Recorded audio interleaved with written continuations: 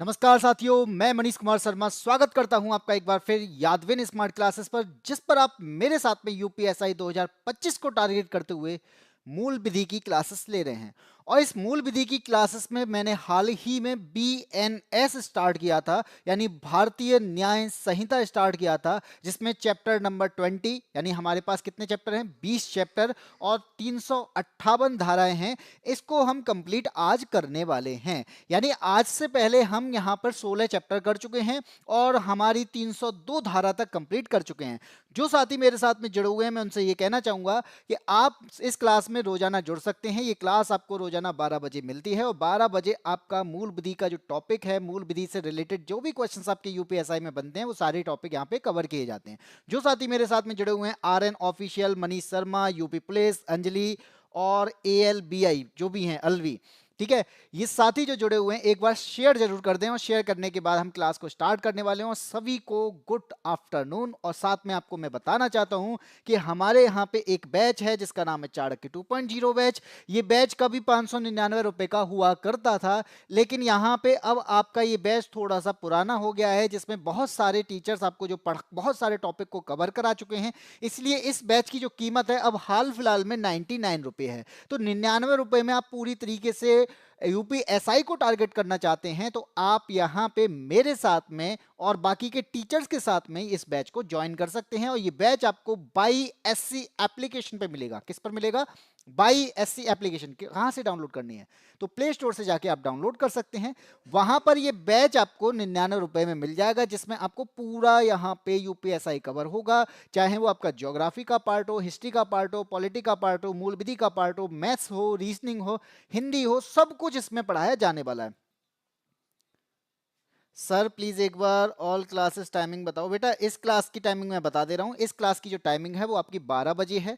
इसके बाद आपकी जो टाइमिंग रहेगी वो आपकी शाम से स्टार्ट होती है। शाम को हमारी सारी क्लासेस होती हैं, ठीक है। मैं आपको सुबह आपको दोपहर में 12 बजे पढ़ाता हूँ। बाकी का मैं आपको फिर से बता देता हूँ कि एप्लीकेशन है हमारी बाईएससी ऐप, और इस बाईएससी में रजिस्टर और लॉग इन कर सकते हैं। लॉग इन करने के बाद जो भी बैच आपको परचेस करना है, चाहे वो एसएससी सीजीएल हो, चाहे वो एसएससी जीडी हो, चाहे वो ग्रुप डी का एग्जाम हो, चाहे वो एनटीपीसी का एग्जाम हो, अगर आप स्पेशल साइंस पढ़ना चाहते हैं, अगर आप यहाँ पे यूपीएसआई की तैयारी कर रहे हैं, अगर आप यहाँ पे यूपी कांस्टेबल की तैयारी कर रहे हैं, दिल्ली पुलिस की तैयारी कर रहे हैं, सारे बैच आपको यहाँ पे अवेलेबल रहेंगे। सारे बैचेस में आपके बैच जो हैं पढ़ाए जा रहे हैं, आपके टीचर्स के द्वारा सभी चीज़ों को कवर कराया जा रहा है अच्छे तरीके से। अगर आप यहाँ पे एक बार जुड़ने का प्रयास करेंगे, यानी डाउनलोड करने के बाद डेमो क्लासेस जब देखेंगे, तो आपका खुद मन करेगा कि कहीं ना कहीं 99 रुपए में ये जो बैच दे रहे हैं, ये इस 99 रुपए की फीस के माध्यम से कहीं ज्यादा हमको लौटा रहे हैं।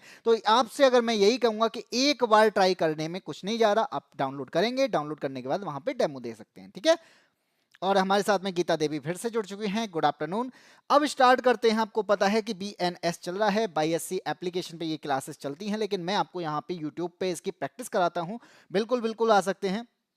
इसके बाद में मैं आपको बता दूं, इंडियन पीनल कोड जो था, जो हमारा 1860 का चल रहा था, उसको रिप्लेस करते हुए बीएनएस हमारा लागू हुआ। और अब जो क्वेश्चंस बनेंगे वो आपके बीएनएस से रिलेटेड बनेंगे, इसलिए मैंने आपको यहाँ पे बीएनएस कवर कराया है। और आज आपको मैं बता दूं कि आज हम कौन से चैप्टर करने वाले हैं। बेटा मूल विधि के अध्याय की बात करेंगे, मूल विधि के चैप्टर्स की बात करेंगे। तो मूल विधि के चैप्टर हैं आपके 17, 18, 19 और 20। तो यहाँ पे मैं आपको 16 चैप्टर कंप्लीट करा चुका हूँ। अब हम यहाँ पे 17, 18, 19, 20 को कंप्लीट करेंगे। अब आपके माइंड में आएगा कि सर ये 17, 18, 19, 20 जो चैप्टर हैं, इनके कुछ नाम हैं। बिल्कुल हैं। इनके नाम है संपत्ति के विरुद्ध अपराध। अगर आप यहाँ पे संपत्ति को चुराने का प्रयास करते हैं, संपत्ति को लूटने का प्रयास करते हैं, अगर आप यहाँ पे संपत्ति को यहाँ पे उद्यापन का प्रयास करते हैं, तो इस प्रकार से आप यहाँ पे अपराधी कहलाएंगे। और ये जो अपराध आप कर रहे हो, चैप्टर नंबर 17 में आपके यहां पर इसके दंड का प्रावधान भी किया गया है।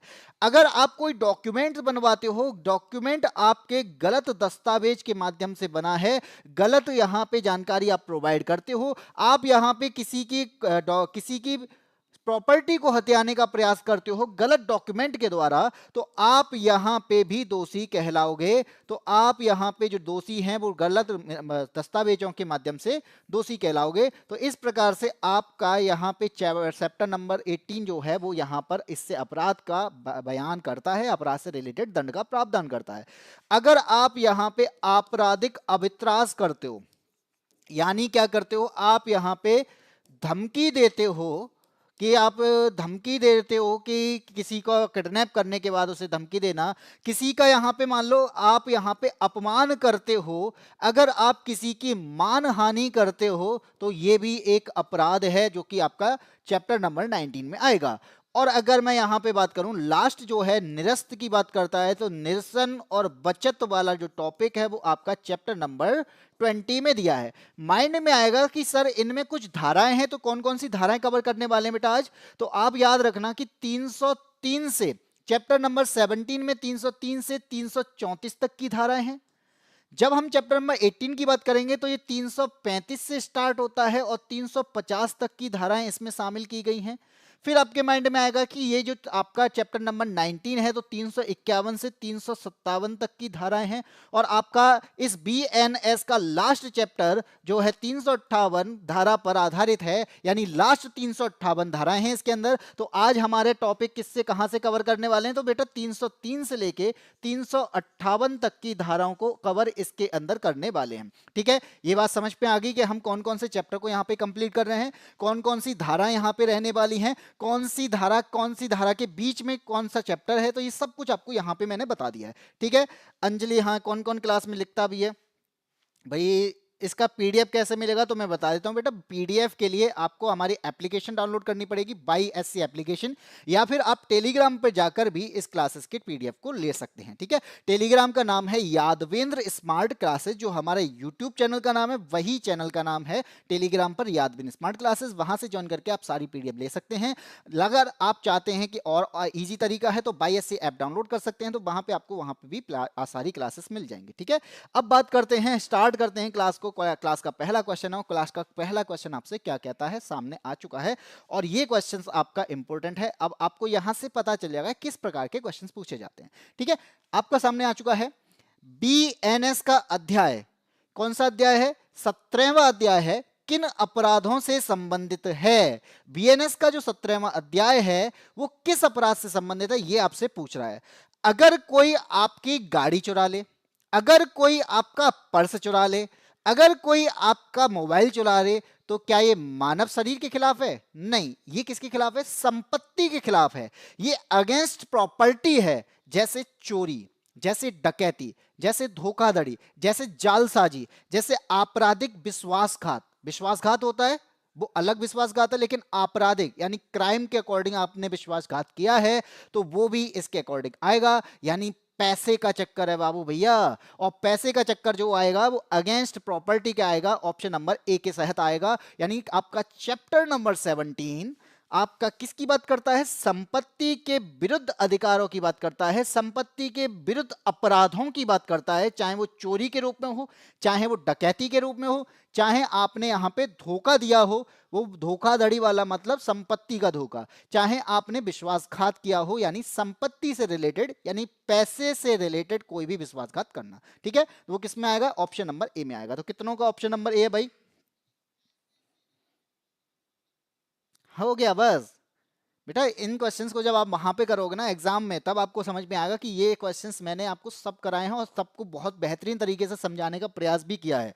लेकिन वही है ना कि प्रयास करना अलग है, समझना अलग है। आप समझना चाहते हैं तो चीजों को आप समझ पाएंगे बेटा। क्वेश्चंस के डायरेक्ट आंसर नहीं देता हूं मैं, समझा कर देता हूं। इसलिए आते हैं क्वेश्चन नंबर 2 पे। क्वेश्चन नंबर 2 क्या कहता है, बीएनएस की धारा 303 के तहत चोरी के अपराध के लिए निम्नलिखित में से कौन सा आवश्यक घटक है। मतलब कोई आपका मोबाइल उठा ले तो वो चोरी होगी। चोरी सिर्फ सामान उठाना है, लेकिन याद रखना इसके पीछे इरादा क्या है, इसके पीछे मायने क्या हैं, ये इंपॉर्टेंट जरूर होता है। कोई मजाक में फोन उठा ले उसे चोरी नहीं कहेंगे। आपका इंटेंशन क्या है, आपका इरादा क्या है, आप उस सामान को उठाकर बेईमानी से उठाकर ले जाना चाहते थे तो वही चोरी होगी। आप अगर मजाक में सामान को उठाते हो और बाद में लौटा देते हो तो वो चोरी नहीं होगी। तो हमारे पास में पूछा गया है कि बीएनएस की धारा 303 के तहत चोरी के अपराध के लिए निम्नलिखित में से कौन सा आवश्यक घटक है। क्या वो कपट पूर्वक होना चाहिए, क्या वो बेईमानी होनी चाहिए, क्या वो सद्भावना के साथ होना चाहिए, या दुर्भावनापूर्ण होना चाहिए। बताओ कौन सा आंसर होगा। बेटा लिख लोगे, यहां पे आंसर नहीं देना है, आंसर नहीं देना किसी को, बस सामने बैठना है। बैठने से कुछ नहीं होने वाला, देखने वाले हैं लेकिन आंसर देने वाला कोई नहीं है। तो मैं बता देता हूं कि चोरी जो होती है ना वो सिर्फ सामान चुराना यानी सामान को उठाना नहीं होता। यहां पे याद रखना कि बेईमानी से कोई संपत्ति को लेना, किससे लेना, बेईमानी से संपत्ति लेना। अब वो लेना का मतलब क्या है, आप चोरी से ले सकते हो, यानी क्या होगा, आप यहां पे उठाकर ले सकते हो, आप यहां पे छीन कर ले सकते हो। तो ये क्या है, ये आपकी चोरी में आएगा। और इस प्रकार से ये बेईमानी की बात करता है, डिसऑनेस्टी की बात करता है। और यही धारा हमारे पास में कौन सी है, धारा नंबर 303 है। 303 के तहत वो यहां पे क्या होगा, दोषी होगा। बेईमानी से किसी चल संपत्ति को व्यक्ति की अनुमति के बिना उठा लेना वो चोरी है, वो अपराध है। बीएनएस में साइबर थेफ्ट भी शामिल किया गया है। अगर आपकी साइबर के अकॉर्डिंग यानी धोखाधड़ी हो जाती है, वो भी हमारे पास में आपका धारा नंबर 303 में दिया गया है। पहली बार अगर आप चोरी करते हो, मतलब पहली बार आपने मोबाइल उठाया है, तो कहीं ना कहीं आपका जो दंड होगा बस 3 वर्ष का होगा, या फिर आप पर जुर्माना लग सकता है। चोरी किसकी होगी बेटा, ये याद रखना। इसके लिए मैं आपको बता देता हूं, चोरी जो होगी, चोरी हमेशा जंगम संपत्ति होगी। कौन सी संपत्ति होगी, जंगम संपत्ति होगी। अब आपके माइंड में आएगा कि जंगम संपत्ति क्या होती है। बेटा जंगम संपत्ति जो होती है वो होती है चल संपत्ति, और चल संपत्ति का मतलब है जिसे उठाकर ले जाया जा सके। अब आपसे मैं कहूं कि किसी का यहां पे पेड़ गड़ा हुआ है, अब पेड़ को उठाकर तो ले नहीं जा सकता। किसी का घर है तो घर को उठाकर लेके नहीं जा सकता। तो क्या घर की चोरी हो सकती है, घर में चोरी हो सकती है लेकिन घर की चोरी नहीं हो पाएगी। इसलिए चोरी हमेशा जंगम संपत्ति पर होती है, चोरी हमेशा चल संपत्ति पर होती है। इसलिए इसका आंसर क्या हो जाएगा, ऑप्शन नंबर बी हो जाएगा। ठीक है, इतनी बात समझ में आ गई। आगे बढ़े, अगले क्वेश्चन पे आते हैं। क्वेश्चन नंबर हमारा 3 क्या कहता है। अब मैंने अभी बताया कि चोरी हमेशा चल संपत्ति पे होती है, चोरी हमेशा यहाँ पे घर में हो सकती है। अब मान लो किसी की दुकान में चोरी हो जाए, मतलब कोई दुकान में घुस जाए, किसी के घर में घुस जाए, कहीं मोबाइल चुराने के लिए, या फिर मंदिर से भी मुकुट चुराने के लिए किसी मंदिर में घुस जाए। एक होता है चोरी करना और एक होता है किसी के घर में, किसी की दुकान में, किसी जगह पर घुसकर चोरी करना। दोनों के लिए धारा अलग अलग होती है। चोरी के लिए यहां पे धारा बदल जाएगी। ठीक है, अब आपको बता दिया मैंने। मान लो आपके जेब से मोबाइल चुरा दिया किसी ने। क्या किया उसने, किसी व्यक्ति ने आपकी जेब से मोबाइल चुरा लिया। ठीक है, और मोबाइल चुराने से रिलेटेड जो धारा रहेगी वो हमारी रहेगी धारा 303। ठीक है, अब बात आती है कि मान लो कि भाई उसने छीन लिया, किसी से मोबाइल छीन लिया, तो धारा अब चेंज हो जाएगी। फिर मोबाइल आपकी जेब से निकाला है तो धारा 303, मोबाइल आपसे छीन लिया है तो धारा 304। जहां पर चोरी कैसे होगी, छीन कर होगी। जहां पर आपसे छीना झपटी होगी, जहां पर स्नैचिंग हो जाती है, कान के कुंडल खींच ले जाना, ये सब किस में आएंगे, धारा नंबर 304 में आएंगे। अब आपके क्या हो जाए, किसी के घर में घुस जाए कोई, ठीक है, घर के अलावा मान लो ये किसी की दुकान में घुस जाए, मान लो किसी परिवहन के वाहन में घुस जाए, जैसे आपकी बसों में चोरी हो जाती है, तो वहां पर किसी के घर में घुसकर अंदर चोरी करना, ये आपका आता है धारा नंबर 305 में। बस ये फर्क है बेटा तीनों धाराओं में। 303 का मतलब है कि चोरी करना, 304 का मतलब है कि मोबाइल छीनना, यानी छीन कर चोरी करना, किसी चीज को छीन कर ले जाना।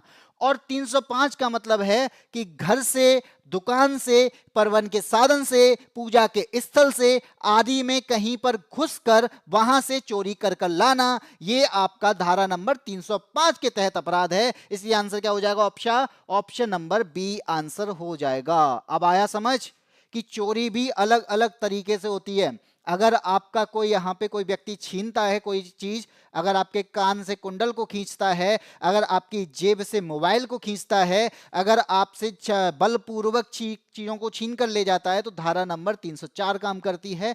और आप कहीं पर खड़े हुए हैं, कोई व्यक्ति आया, आपकी जेब से हाथ निकाला, आपको पता भी नहीं चला, और वहां से निकाल कर ले गया जाता है, तो धारा नंबर 303 के तहत है। और कोई व्यक्ति आपके घर में घुसकर मोबाइल को उठाकर ले जाता है, तो वो धारा नंबर 305 के तहत अपराध है। तो इस प्रकार से हमारे पास 303, 304 और 305 का पता चल जाता है। ठीक है, बात समझ में आई।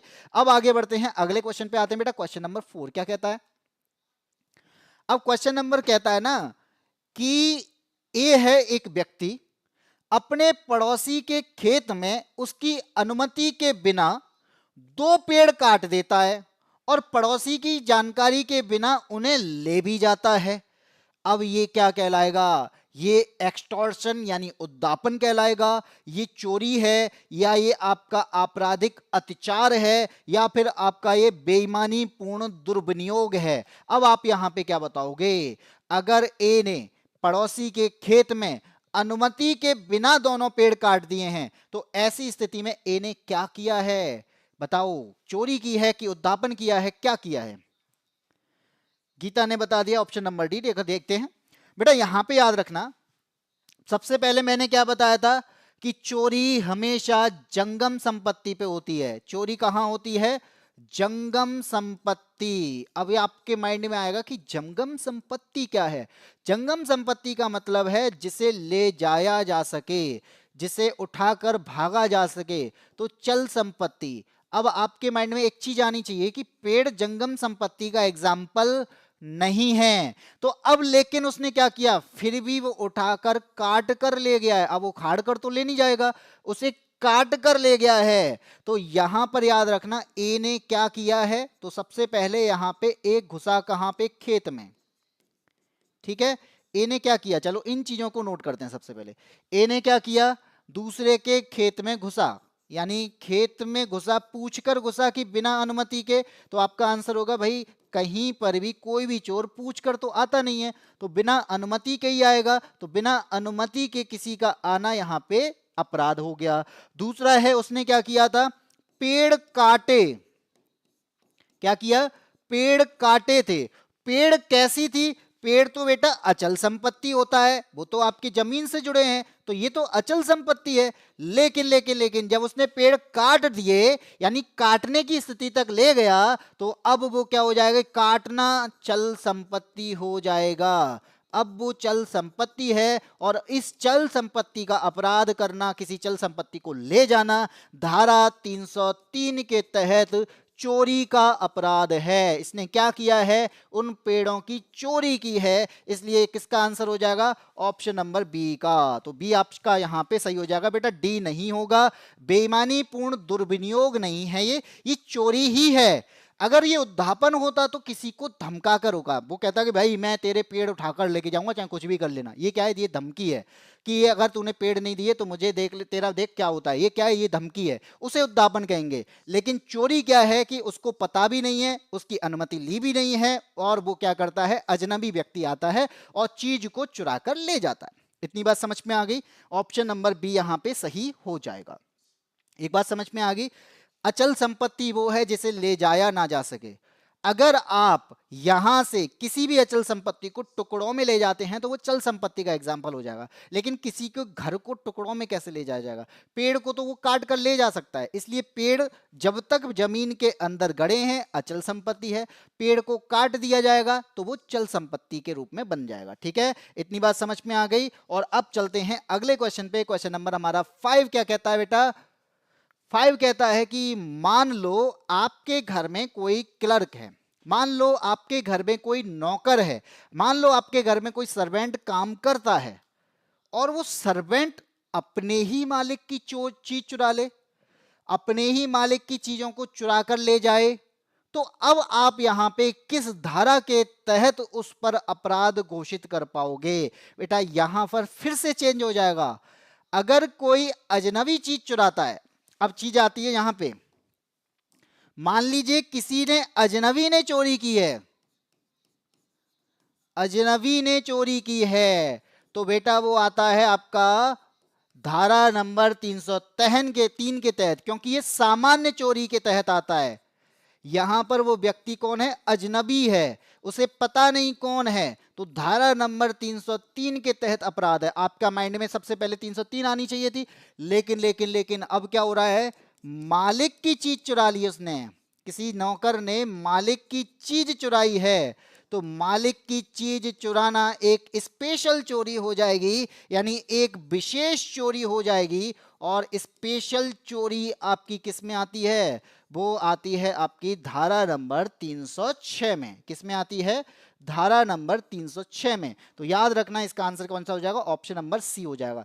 जब कोई व्यक्ति आपके घर में चोरी कर कर ले जाएगा तो 305, कोई व्यक्ति आपके हाथ से छीन कर ले जाएगा तो 304, और कोई व्यक्ति आपको बिना बताए चीज को लेकर चला जाता है तो 303। और ये सारी चीजें जो हो रही हैं वो अजनबी के माध्यम से हो रही हैं, लेकिन मालिक की चीज चुराना वो नोन व्यक्ति है, उसे व्यक्ति को जानते हैं, इसलिए विशेष चोरी का पार्ट है और धारा नंबर 306 के तहत अपराध है। मालिक के कब्जे की संपत्ति किसी क्लर्क या नौकर के द्वारा अगर चोरी की जाती है, वो धारा नंबर 306 के तहत अपराध घोषित होगा। तो मैंने कितनी धाराएं बता दी बेटा? धाराओं को ध्यान रखना। सबसे पहले मैंने क्या बताया? धारा नंबर 303।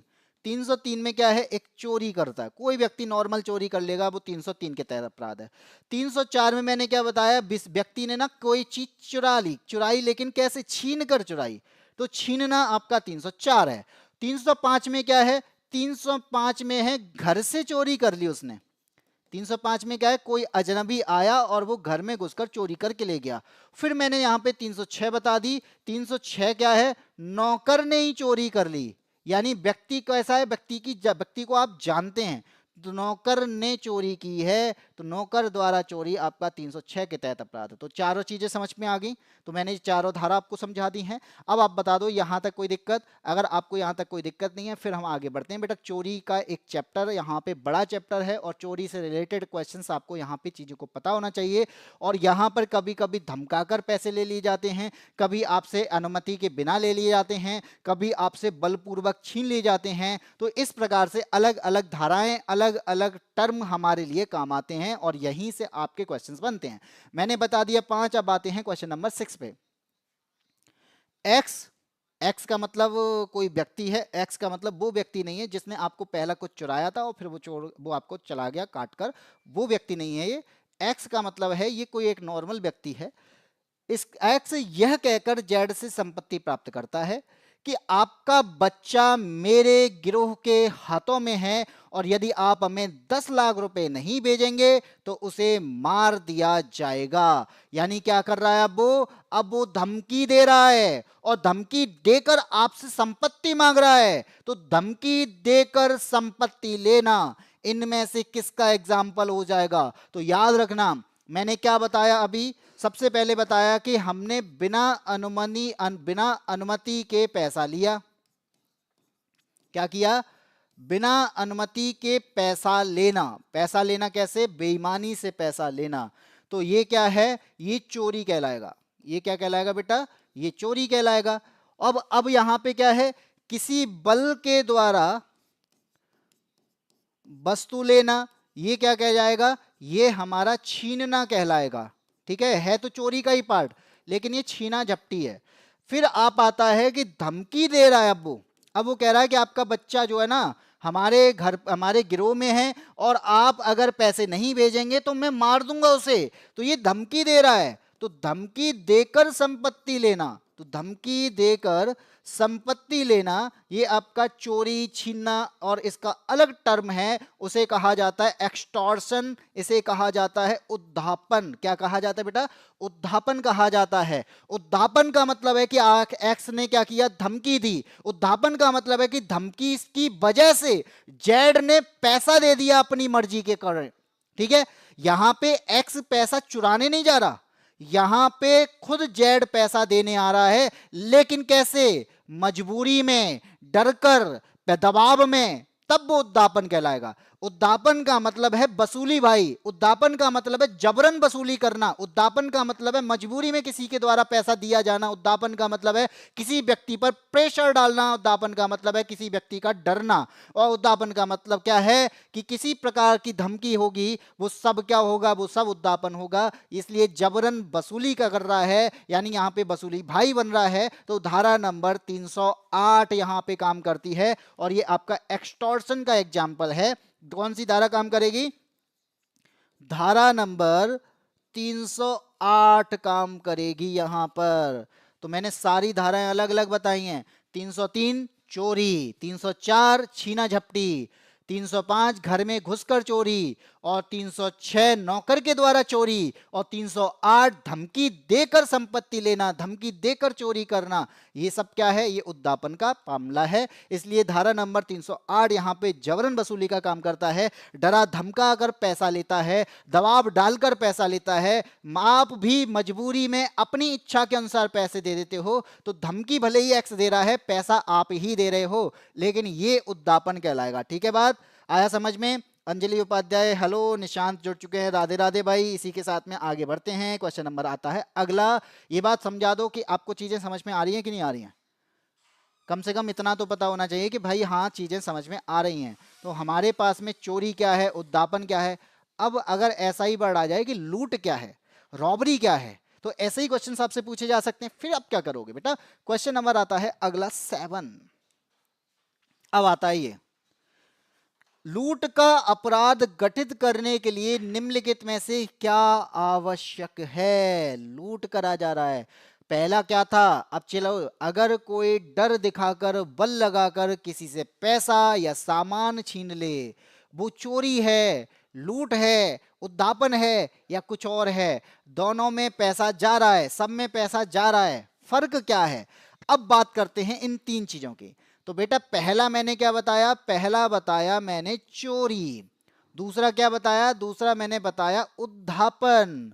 और तीसरा क्या चलने वाला है? अब तीसरा है लूट। और तीनों अलग अलग टर्म हैं। चोरी का मतलब क्या है? यहां पे चोरी होगी चोरी होगी छिपकर, कोई व्यक्ति का चोरी छिपे किसी वस्तु को लेना।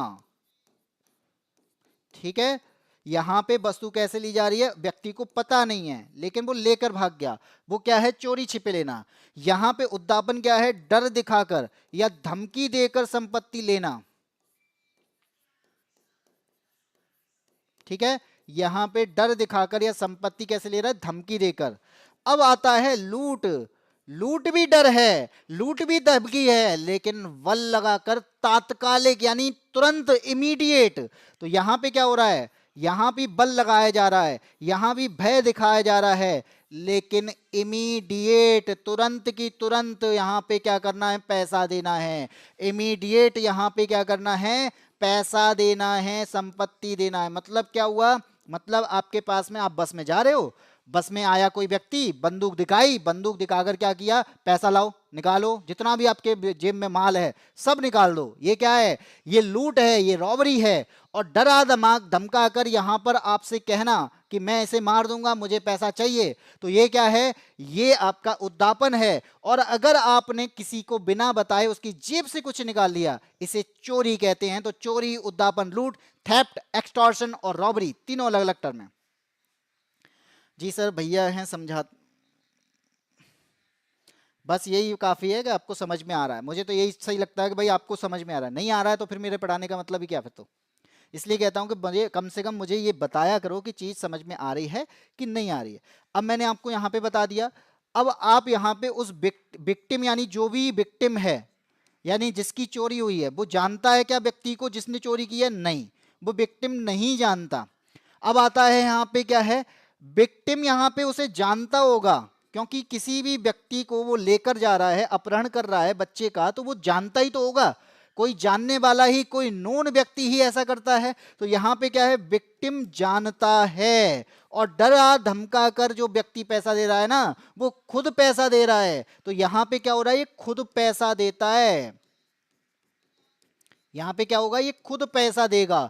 लेकिन यहां क्या होगा, यहां पे आपको डराया जाएगा, यहां पे आपसे पैसा छीना जाएगा।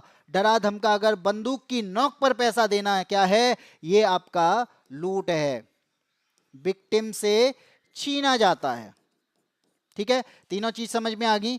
अगर जेब से चोरी हो जाए तो चोरी है, अगर यहां पे बोला जाए धमकी देकर पैसा दे नहीं तो इसे मार दूंगा तो उद्दापन है, और आपको बंदूक की नोक पर सामने कहा जाए कि ला जो भी है कुछ निकाल दे, वो लूट है। तो इस प्रकार से हमारे पास में ये तीनों टर्म आते हैं। और यहां पे आपसे क्वेश्चन पूछा क्या गया था, लूट का अपराध घटित करने के लिए निम्नलिखित में से क्या आवश्यक है। वहां पर चोरी भी होगी और वहां पर उद्दापन भी होगा, यानी धमकी भी होगी और आपसे चीज ली भी जाएगी। वो क्या होगा, ऑप्शन नंबर डी होगा। नमस्ते तिशा शर्मा, अंजलि ने बताया था बी। अंजलि बेटा बी नहीं होगा। वो लूट का अपराध उद्दापन थोड़ी है। लूट के अपराध में चोरी भी हो रही है और उद्दापन भी है, यानी धमकी भी है, वो दोनों है। उद्दापन तो केवल क्या है, उद्दापन तो है डराकर धमकाकर सामने वाले से पैसा मांगना, और लूट क्या है, तुरंत पैसा लेना कि मुझे तुरंत दे, मैं नहीं तो गोली मार दूंगा, ये आपका लूट है। कोई बात नहीं है, हो जाते हैं कभी कभी, मैं खुद लेट आता हूं, लेकिन आज मैं लेट नहीं हूं, आज मैं बिल्कुल टाइम पे था। 12 बजे मैंने क्लास स्टार्ट कर दी थी। बच्चे मेरे शिकायत करते हैं कि सर आपकी क्लास जो है 12 बजे होती है, कभी 12:05 पे होती है, कभी 12:10 पे होती है। तो लेकिन आज मैं करेक्ट 12 बजे क्लास स्टार्ट कर दी थी, तो आज मैं लेट नहीं हूँ, आप लोग लेट हैं। ठीक है, अब मैंने क्या बताया, चोरी या उद्दापन में बल का तत्काल बल भय का प्रयोग किया जाए तो वो लूट कहलाती है। राधे राधे। अच्छा, निशांत से राधे राधे बाजी, हमसे नमस्ते, निशांत से राधे राधे। चलो क्वेश्चन नंबर आते हैं 8 पे। क्वेश्चन नंबर 8 क्या कहता है, क्वेश्चन नंबर 8 कहता है, ए ने एक महिला के कान से एक बाली खींच ली। ए व्यक्ति है, उसने महिला के कान से बाली खींची। आजकल ये कम हो गया है, लेकिन वैसे तो होता रहता था। कोई व्यक्ति आता था मोटरसाइकिल से आया बाइक पे, और कोई व्यक्ति सामने महिला जा रही है, उसके कान को खींचते हुए लेके चला जाता था, यानी कान को फाड़ देता था, लेकिन उसे कोई फर्क नहीं पड़ता और वो लेकर भाग जाता था। यानी किसी से जबरदस्ती किसी का गहना खींच लेना, किसी से जबरदस्ती किसी का क्या करना, यहाँ पे आभूषण खींच लेना, ये क्या कहलाएगा, इनका उसका कान फाड़ दिया और उसे घायल कर दिया। ए किसका दोषी है, ए ने क्या किया है, उद्दापन किया है, यानी एक्सटॉर्शन किया है, या फिर रॉबरी की है, या फिर यहां पे मिस एप्रोप्रिएशन किया है, दुर्विनियोग किया है, या फिर चोरी की है। अब आप बताओ इसने क्या किया है। त्रिशा, परी ने आंसर तो नहीं दिया, गुड आफ्टरनून। इसी के अलावा त्रिशा का आंसर बी है, निशांत का आंसर बी है, अंजलि का आंसर भी बी आ चुका है। तो यहां पे मैं बता दूं, तो ये क्या है, ये आपकी लूट है। यानी कोई भी व्यक्ति जबरदस्ती किसी का गहना खींच ले, कोई भी व्यक्ति बलपूर्वक तात्कालिक तुरंत इमीडिएट से कुछ भी चीजें छीन ले और आप वहां पर हिंसा में घायल भी हो जाते हो, तो ऐसी चीज आपकी क्या कहलाती है, रॉबरी कहलाती है। ऐसी चीज आपकी रिश्ती कहलाती है, इसे हम क्या कहेंगे, लूट कहेंगे। अब आपका यहां पे मैं बता दूं, मैंने अभी बताया था कि हमारे पास में ना लूट के भी कई टाइप हैं। अब आप कहोगे लूट के भी टाइप हैं, हाँ, चोरी के भी टाइप है तो लूट के भी टाइप हैं। धारा नंबर यहां पे काम करेगी, कौन सी करेगी वो मैं आपको बाद में बताऊंगा, पहले बता देता हूं कि धारा नंबर 309, एक 309 है, एक 310 है और एक है 311। जब मैं यहां पे 309 की बात करूंगा तो बेटा याद रखना कि 309 की जो धाराएं है, ये क्या कहती है, ये है लूट। यहां पे कोई एक व्यक्ति आएगा, आपको धमकी देगा और यहां पे क्या करेगा, आपसे चीजों को लेकर चला जाएगा। 310 भी क्या है, 310 भी लूट है। 311 भी क्या है, 311 भी लूट है। तो तीनों में फर्क क्या है, तीनों ही लूट रहे हैं, लेकिन यहां पे बस थोड़ा थोड़ा फर्क है। यहां पे क्या आ जाएगा, यहां पे व्यक्तियों की संख्या निर्धारित होगी। 5 या उससे ज्यादा व्यक्ति अगर आपसे लूट करते हैं, 5 या उससे ज्यादा व्यक्ति अगर आपसे लूट करने का प्रयास करते हैं, तो वो क्या होगी, वो 310 के तहत अपराध है। ठीक है, लूट क्या है, एक व्यक्ति के द्वारा की जाने वाली। और 311 क्या है, अगर व्यक्ति यहां पे वहां पे लूटने के दौरान, बलपूर्वक दौरान यहाँ पे व्यक्ति क्या हो जाए, व्यक्ति की मृत्यु हो जाए या घायल हो जाए। कौन घायल हो जाएगा? जिसका लूटा जा रहा है। ठीक है, यहां पे क्या हो जाए, गंभीर चोट आ जाए लूट करने के पश्चात, या फिर क्या आ जाए, गंभीर चोट के साथ साथ मान लो उसकी मृत्यु भी हो जाए, तो ये आपका 311 के तहत अपराध है। ठीक है, 309 क्या है? लूट है, नॉर्मल लूट है। 310 क्या है? जब 5 या उससे ज्यादा व्यक्ति ग्रुप में करते हैं लूट, तो बेटा इसका नाम चेंज हो जाता है। जब 5 व्यक्ति से ज्यादा लूट करेंगे तो ये आपकी फिर लूट नहीं कहलाएगी, इसे कहते हैं डकैती। कहते ना डकैत आ गए, डकैत तब होगा जब वो 5 से ज्यादा व्यक्ति आ जाएंगे, तो वो डकैती है। उसे लूट नहीं कहेंगे, लूट करेगा कोई एक व्यक्ति। लेकिन 311 के तहत कोई व्यक्ति लूट करने आया या डकैती करने आया, तो दोनों में क्या हो जाए, वहां पर कोई लूट, जिससे लूट की जा रही है वो व्यक्ति घायल हो जाए, उसको गंभीर चोट आ जाए, या फिर उस व्यक्ति की मौत हो जाए, तो ये धारा नंबर 311 के तहत अपराध कहलाएगा। तो लूट, डकैती और किसी की मृत्यु होना, तीनों अलग अलग चीजें हैं, ये बात याद रखना। आया समझ में? तो सबका आंसर क्या था? ऑप्शन नंबर बी बिल्कुल सही था। अब मैंने आपको क्या क्या बता दिया। धारा नंबर 303 चोरी है, धारा नंबर 304 यहाँ पे छीना झपटी है, धारा नंबर 305 क्या है, किसी के घर में, किसी के मंदिर में जाकर चोरी करना, धारा नंबर 305 के तहत अपराध है। धारा नंबर 306 क्या कहती है? धारा नंबर 306 कहती है कि अगर कोई मालिक या नौकर आपके घर से चोरी कर ले तो धारा नंबर 306 के तहत अपराध है। फिर धारा नंबर 308 आई, वहां पर कोई व्यक्ति धमकी देकर आपसे पैसा मांगता है तो धारा नंबर 308 के तहत दोषी है।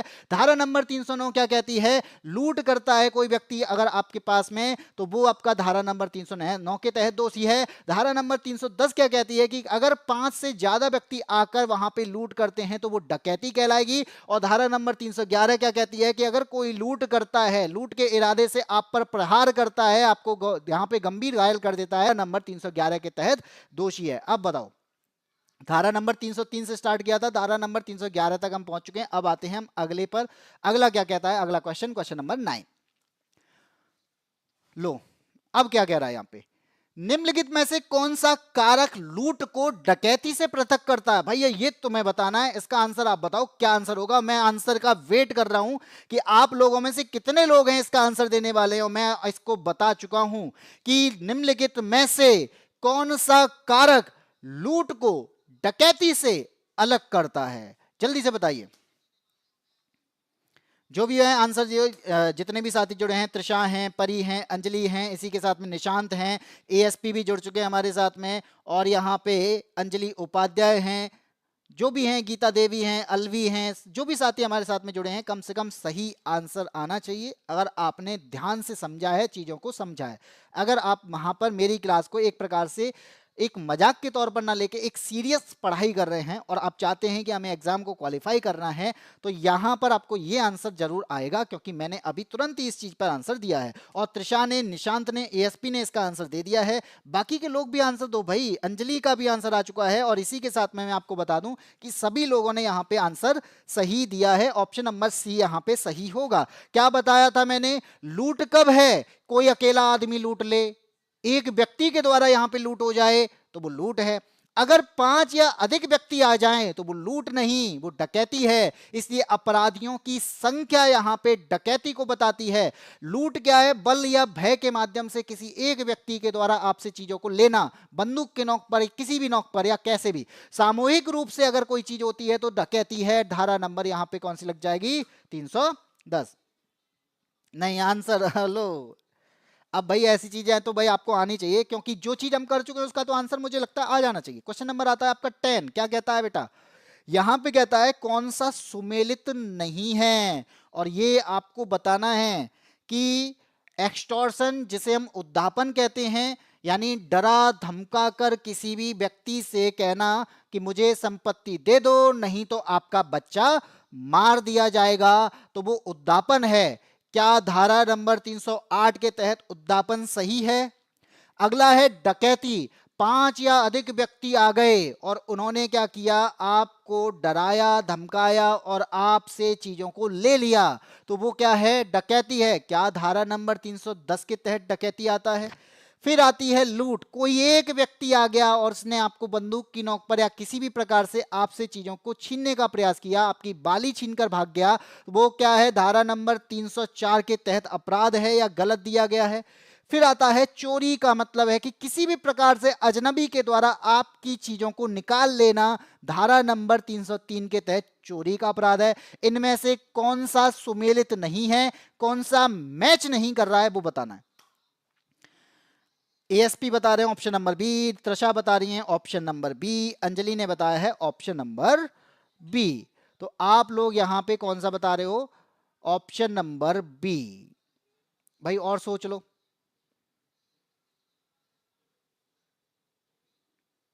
और मैं यहां पे फिर से बताना स्टार्ट कर दूं, मैंने क्या बताया था, धारा नंबर 303 चोरी, किसी भी प्रकार से चोरी करना, यानी आपका मोबाइल छीन लेना, आपको पता ही नहीं है। धारा नंबर 304, धारा नंबर 304 क्या कहती है, आपसे कोई आया और छीन कर भाग गया, धारा नंबर 304 नॉर्मल चोरी है। धारा नंबर 305 क्या कहती है, धारा नंबर 305 कहती है कि आपके घर में घुसकर कोई चोरी कर ले गया, आपके मंदिर में घुसकर कोई चोरी कर गया, आपकी दुकान में घुसकर कोई चोरी कर ले गया। धारा नंबर 305 के बाद आती है धारा नंबर 306, और धारा नंबर 306 क्या कहती है कि आपके नौकर के द्वारा ही किसी ने चोरी कर ली, नौकर ने ही चोरी कर ली, तो वो आपका धारा नंबर 306 है। फिर क्या आता है, धारा नंबर 308 आती है। तो धारा नंबर 308 उद्धापन की बात करता है, जहां पर कहता है कि बल या भय के माध्यम से सामने वाले को धमकाना, धमकाकर उससे पैसा लेना, धारा नंबर 308 के तहत उद्धापन का अपराध है। धारा नंबर 308 के बाद मैंने क्या बताया, 309, 309 लूट का अपराध है। किसका अपराध है, लूट का अपराध है। लेकिन लूट का अपराध इसमें धारा नंबर 304 दिया है, ऑप्शन नंबर सी गलत हो जाएगा, क्योंकि लूट किसके अकॉर्डिंग होगी, लूट कहलाएगा धारा नंबर 309 के तहत। और धारा नंबर 310 के तहत 5 व्यक्ति से ज्यादा अगर कोई आ जाए तो दो लूट नहीं, वो डकैती है। और आपका 303 तो चोरी है ही। तो बी कहां से हुआ भैया, सी आंसर है। अंजलि उपाध्याय का आंसर सी है, त्रिशा का आंसर आ चुका है, अब दोबारा से सी आ चुका है, एएसपी प्रशांत कुमार सभी का आंसर आपका सी आ चुका है। अब आपका सही आंसर आया। लेकिन 304 यहां पे दे रखा है, सर ये 304 क्या है, अभी तो बताया। 303 यहां पे चोरी है, और 304 यहां पे क्या है, धारा नंबर 304 कहता है कि कोई व्यक्ति आपसे कोई चीज चुरा कर नहीं, छीन कर ले जाए, वो 304 है। लेकिन यहां पे डकैती क्या है, आपकी संपत्ति को चुराकर भागना, क्या करना, आपको घायल करना, बल के माध्यम से छीनना, वो आपका लूट है। जब बल के माध्यम से कोई चीज छीन ली जाएगी वो लूट है। और यहां पे क्या है, आपसे कुछ नहीं, आपको पता ही नहीं था, आप फोन पे बात कर रहे थे, आप आया और वो छीन के भाग गया, तो वो क्या है,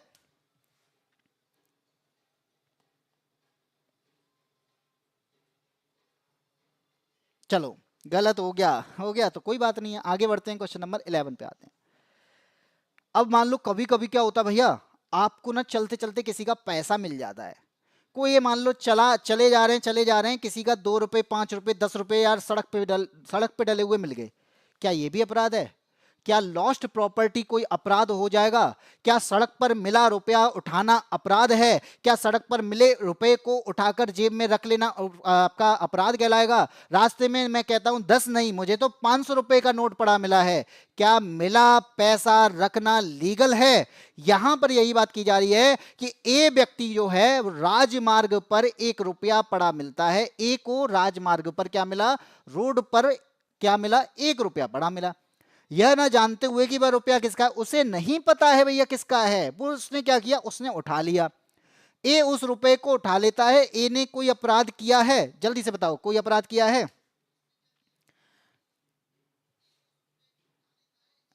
हम भी नहीं पढ़े हैं इसलिए गलत हो रहा था बेटा, पढ़ाने के लिए ही तो सामने आया हूं मैं, यहाँ पे आपके सामने मैं हूं, यहाँ क्यों हूं मैं? आप अगर नहीं पढ़े हो तो क्लास होगी, क्लास रेगुलर चल रही है, 12 बजे होती है, 12 बजे से आपको मैं मूल विधि पढ़ा रहा हूं, और BNS से रिलेटेड जितने भी आपके यहाँ पे इंपॉर्टेंट धाराएं थी वो मैंने यहाँ पे बता दिए। सारे चैप्टर वाइज चलाया है मैंने, चैप्टर नंबर 1 से लेके आज चैप्टर नंबर 20 कंप्लीट हो जाएगा, BNS कंप्लीट हो जाएगा। अब इसके बाद में BNS से रिलेटेड कुछ मिक्स क्वेश्चन भी हम करने वाले हैं कल से, ठीक है? अब आंसर आया है अंजलि का डी है, प्रशांत कह रहा है डी है, त्रिषा भी आंसर दिया है डी है, अंजलि सबने भी आंसर दे दिया है ऑप्शन नंबर डी। तो यहां पर क्या है, इनमें से कोई नहीं बिल्कुल सही आंसर है। क्यों आंसर है? क्योंकि संपत्ति का बेईमानी से दुर्विनियोग, उसे पता ही नहीं है भैया किसकी संपत्ति है, तो बेईमानी तो यहां पे हुई नहीं। बी कहता है चोरी, चोरी है ही नहीं, चोरी तो तब है जब वो किसी से छीन ले, जब वो किसी के घर में जाके उठा लाए, या कोई व्यक्ति है वो बगल में खड़ा था, उसने क्या पता, उसे पता है इसका है, फिर भी उसने उठा लिया। तो ये क्या है यहां पर बेटा, इसका ऑनर नहीं पता है, यहां पर ऑनरशिप जो है वो अननोन है।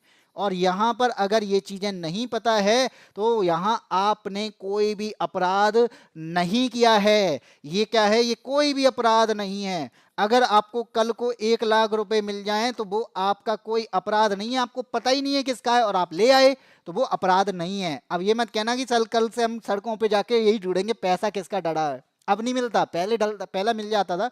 अब क्या है, अब सब अपने फोन में रखते हैं, डिजिटल हो चुके हैं सब लोग। अब लोग फोन चोरी करते हैं सीधे, ठीक है। अब तरीका चेंज हो गया है। अब वो क्या करते हैं, आपको एक लिंक भेजेंगे, इस लिंक पे क्लिक करो, और लिंक पे कुछ होते हैं भैया, कुछ वो भी लालची होते हैं, वो लिंक पे जैसे ही क्लिक करते हैं उनका लालच वहां पे क्या हो जाता है, बिल्कुल धराशायी हो जाता है और पैसा दूसरे को पहुंच जाता है। ठीक है, वो चोरी का तरीका भी चेंज हो चुका है। जैसे जैसे हम लोग डिजिटल हुए ना, तो पैसा चुराने का तरीका भी डिजिटल हो चुका है। ठीक है, आगे बढ़ते हैं बेटा। यहाँ पे बस इतना पूछ रहे हो कि कौन क्या की किसकी स्टडी करता है। अब यार अपना अपना देखो, ठीक है, दूसरे से क्या मतलब। चलो ठीक है, फिर भी पूछ लो, कोई दिक्कत नहीं है, मुझे क्या, मैं अपना यहाँ पे पढ़ा रहा हूँ, आपको बस समझ में आना चाहिए, मुझे इतने से मतलब है। क्वेश्चन नंबर 12 क्या कहता है, मृत व्यक्ति की मृत्यु के समय उसके कब्जे में मौजूद संपत्ति का बेईमानी से दुर्विनियोग बीएनएस के तहत किस धारा में दंडनीय है।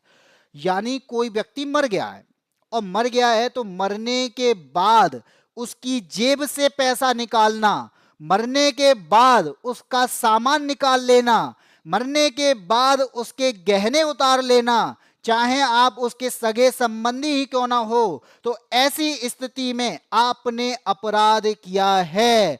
चोरी वो है जो जीवित व्यक्ति की जेब से पैसा निकाल दे, और यहां पर दुर्विनियोग है जो कहता है कि आपने किसी के नाम पर पैसा रख लिया है, बेईमानी से सामने वाले का पैसा उठाया है और वो मर चुका है, तो विशेष प्रकार का दुर्विनियोग होगा। ये आपका क्या हो जाएगा, ये आपका मिस एप्रोप्रिएशन कहलाएगा। चोरी कब है, जब व्यक्ति जीवित हो। मिस एप्रोप्रिएशन कब है, जब व्यक्ति यहां पे क्या हो जाए, मर जाए। तो ये चीजें याद रखना कि मृत व्यक्ति की मृत्यु के समय उसके कब्जे में मौजूद संपत्ति का बेईमानी से दुर्विनियोग करना ये भी हमारे बीएनएस के तहत अपराध है। तब मैं आपसे कहता हूं कि मान लो किसी ने संपत्ति का दुर्विनियोग कर लिया। अब 2 प्रकार का दुर्विनियोग है, संपत्ति का दुर्विनियोग। दुर्विनियोग का मतलब क्या है, मिस एप्रोप्रिएशन, मतलब बेईमानी से अपनी किसी की, दूसरे की, व्यक्ति की संपत्ति को हड़पना, वो दुर्विनियोग कहलाता है। एक होता है आपका विशेष दुर्विनियोग, यानी स्पेशल वाला। अब स्पेशल वाले में क्या है, व्यक्ति यहां पे जीवित ही नहीं है, तब आता है वो विशेष वाला पॉइंट।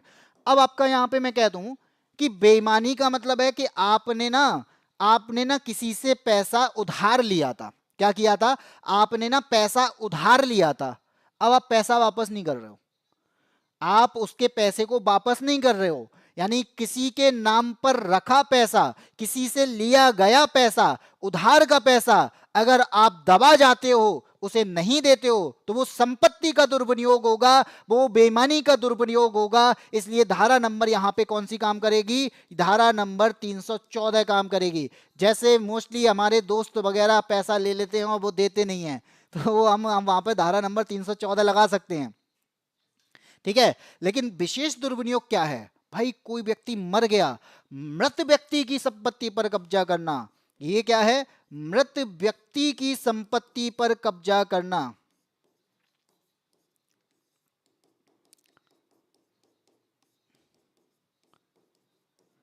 ये भी एक अपराध की श्रेणी में आता है। जैसे घर पर कब्जा करना, उसकी गाड़ी पर कब्जा करना, उसके पैसे पर कब्जा करना, या वो मृत व्यक्ति पड़ा हुआ है उसकी जेब से पैसा निकालने की कोशिश करना, या मृत व्यक्ति कोई महिला है तो उसके यहाँ उसके कानों के कुंडल या फिर कोई आभूषण जो पहने हुए है उसको निकाल लेना, ये भी एक अपराध है और ये धारा नंबर 315 के तहत अपराध है। ये बात याद रखना। इसलिए आंसर क्या हो जाएगा? ऑप्शन नंबर ए हो जाएगा। कौन सा हो जाएगा? ऑप्शन नंबर ए हो जाएगा। 314 क्या कहता है? जब व्यक्ति यहां पे जीवित है लेकिन आपने उसके साथ में बेईमानी कर ली है, आपने उसका उधार पैसा नहीं दिया, या फिर मान लो उसका पैसा है आपको पता है, आप उसे दबा गए, उसे पचा गए, तो धारा नंबर 314 के तहत आप दोषी हैं। लेकिन व्यक्ति मर चुका है और उसके बाद आप उसकी संपत्ति पर कब्जा कर लेते हैं बेईमानी से, तो धारा नंबर 315 के तहत आप दोषी हैं। तो इस प्रकार से हमें यह भी पता होना चाहिए। आज से प्रैक्टिस कर दो, मुझे क्राइम करना है, उससे बचने के लिए क्लास ले रही हूँ। वाह जी वाह, ये बहुत बढ़िया बात है, क्राइम करने के लिए क्लास ले रहे हो। भाई मैं यहाँ पे जुडिशरी नहीं पढ़ा रहा हूँ, मैं यहाँ पे केवल अवेयर करने के लिए पढ़ा रहा हूँ।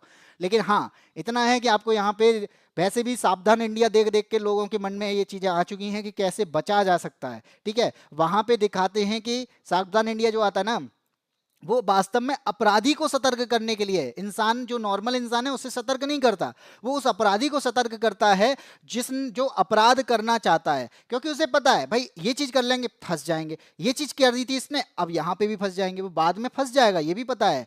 लेकिन भाई वहां पर केवल अपराधी बचने की कोशिश करते हैं सावधान इंडिया देख के। ऐसे यहाँ पे जो मेरी क्लास ले रहे हैं वो ये कोशिश कर रहे हैं कि यहाँ पे हम बचें कैसे, हमें यहाँ पे ये पता होना चाहिए कि हम किस तरीके से बच सकते हैं। भाई ये इतना नहीं है, ये केवल अवेयर करने के लिए है। मैं वकील, कोई वकील नहीं हूँ यहाँ पे, वकील की तरह नहीं पढ़ा रहा हूँ, वकालत नहीं पढ़ा रहा हूँ, मैं केवल आपको बस अवेयर कर रहा हूँ कि ये धारा इससे रिलेटेड है, ये चीज इससे रिलेटेड है। ठीक है, आगे बढ़ते हैं। क्वेश्चन नंबर हम आते हैं 13 पे। अब आते हैं, मान लो ये आता है फिर से वही, मृत व्यक्ति के शरीर से गहने निकालना भी अपराध है, ये मैंने अभी बता दिया था। किसी मृत व्यक्ति के शरीर से आभूषणों को विधि विरुद्ध ढंग से निकालना, यानी हम अनलॉफुली उसको निकाल रहे हैं। कोई व्यक्ति वहां पे मरा पड़ा है और कोई व्यक्ति गया और उसने क्या किया, वहां पे चांस देखा और चांस देखकर क्या किया, उसके जेब से कुछ निकाल लिया, या फिर मान लीजिए उसने क्या किया, वहां से गहने उतार लिए और भाग गया। तो ये क्या है, एक आपराधिक दुर्विनियोग कहलाता है। और यहां पर आपका आंसर क्या हो जाएगा? ऑप्शन नंबर डी हो जाएगा। तो डी ही आंसर होगा, क्योंकि दुर्विनियोग की बात है, दुरुपयोग कर रहा है। जब मैंने आपको बताया केवल दुर्विनियोग होगा तो वो क्या है, वो आपका धारा नंबर 314 के तहत अपराध है। ठीक है, 314। और आपराधिक होगा तो धारा नंबर 315 के तहत अपराध है। ठीक है, ये मैं पहले से ही बता चुका हूं। न्यास भंग, ऑप्शन नंबर डी, हाँ जी बिल्कुल, अंजलि, त्रिषा, निशांत, सभी का आंसर सही है। ऑप्शन नंबर डी ही आंसर होगा। आते हैं अगले क्वेश्चन पे, क्वेश्चन नंबर 14। अब आता है, मान लीजिए कि भाई यहां तक हम पढ़ चुके कि किसी व्यक्ति की बात करते हैं। मान लो आप यहाँ पे हाल फिलहाल में कुछ कानूनों को देख रहे होंगे कि कोई व्यक्ति है किसी गाय को मारता है, कोई व्यक्ति है किसी बकरी को मारता है, कोई व्यक्ति है किसी कुत्ते को मारता है, किसी के पालतू कुत्ते पर हमला कर देता है और उसे घायल कर देगा। यानी कोई व्यक्ति किसी की गाय, बकरी या पालतू कुत्ते या पालतू जानवर या फिर नॉर्मल जानवर पर हमला करता है तो वहां भी वो दंडनीय अपराध है। तो ये आपका ऑप्शन दिया गया है, यही क्वेश्चन नंबर 14 कहता है कि बीएनएस की कौन सी धारा है जो जीव जंतु को वध करने या विकलांग करने की दृष्टि के लिए दंड का प्रावधान करती है। यानी आप यहां पे मिसबिहेव करते हो उस कुत्ते के साथ में, आप मिसबिहेव करते हो उन एनिमल के साथ में, आप यहां पे रिष्टि के दोषी हो, आप मिसचीफ के दोषी हो, तो आप यहां पे किस धारा के तहत दोषी हो, ये आपसे पूछा जा रहा है। तो जल्दी से आंसर दीजिए, क्या आंसर होगा आपके अकॉर्डिंग, क्या आंसर होना चाहिए? गुड आफ्टरनून प्रांशुपाल, बड़ी प्रांशुपाल जुड़ चुके हैं। लूट ना करूं, मर्डर करूं। चलो, यहां पे बात आ रही है किसी व्यक्ति की वस्तु को, अगर आपने किसी व्यक्ति की वस्तु को नष्ट किया है, आपने क्या किया, किसी व्यक्ति की ना कोई वस्तु थी उसे नष्ट कर दिया।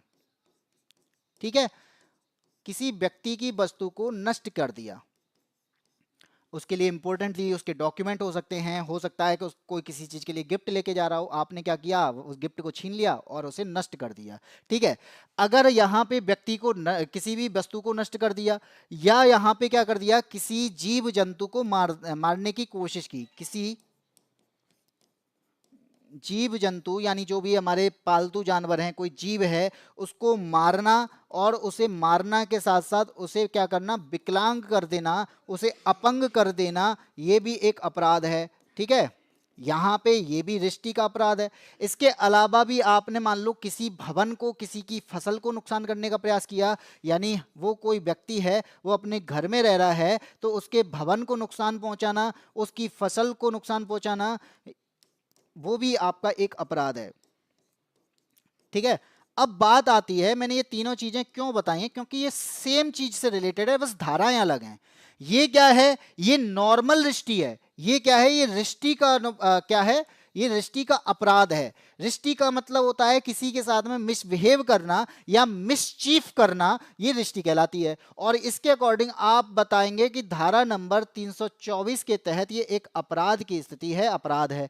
जब जीव जंतु को मारने की बात करते हैं तो ये भी रिष्टि है, लेकिन ये रिष्टि किसके साथ है, ये जानवरों के साथ है। और जानवरों के साथ में मिसबिहेव करना, मिसचीफ करना धारा नंबर 325 के तहत अपराध है। लेकिन अगर आप यहाँ पे किसी के भवन को नुकसान पहुंचाते हैं, आप सरकारी संपत्ति को नुकसान पहुंचाने की कोशिश करते हैं, आप सड़क को नुकसान पहुंचाते हैं, आप पुल को बाधित कर देते हैं, आप जानबूझकर गांव के पानी को छोड़ देते हैं, उसकी फसल खराब हो जाए, तो ये धारा नंबर 326 के तहत अपराध है। इस प्रकार से मेरे पास में रिष्टि के लिए यहाँ पे अलग अलग धाराएं हैं, लेकिन पूछा क्या गया था, जीव जंतु के बारे में पूछा गया है, इसलिए ऑप्शन नंबर सी यहाँ पे सही हो जाएगा। तो जो लोग यहाँ पे ऑप्शन नंबर सी बताएंगे वो सही है। राम राम भाई, सुमित गुर्जर, अंजलि ने आंसर दिया था ए, त्रिशा का आंसर 325 है। और इसी के साथ में हम भी क्राइम पेट्रोल फोन पर देखते हैं, टीवी पर नहीं देखते। भाई फोन पर देखो या टीवी पर, वो रहेगा तो क्राइम ही, ऐसा तो है नहीं कि फोन पर देखने से क्राइम नहीं रहेगा।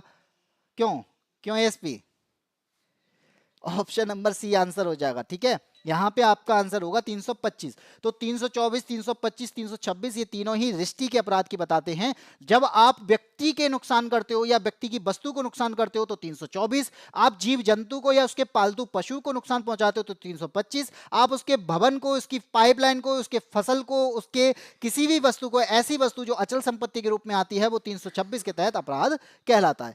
आगे बढ़ते हैं, अगले क्वेश्चन पे आते हैं। क्वेश्चन नंबर आता है 15 क्या कहता है। अब आता है मिथ्या दस्तावेज। आपने देखा होगा कि कोई किसी के नकली साइन कर लेता है, नकली साइन करने के बाद वो उसके झूठे डॉक्यूमेंट बना लेता है।